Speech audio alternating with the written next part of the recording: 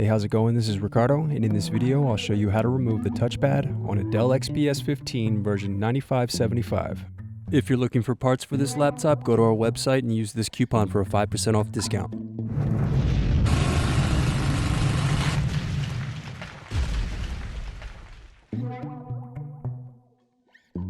First, unscrew and remove bottom base.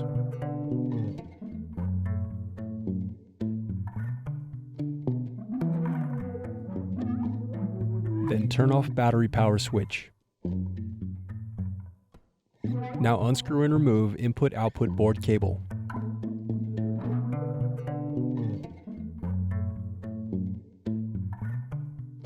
Then remove input-output board interposers. Now unscrew and disconnect battery.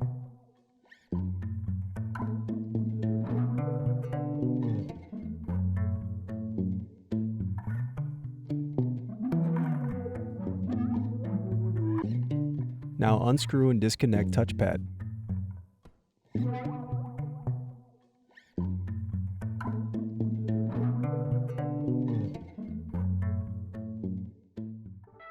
Thanks for watching.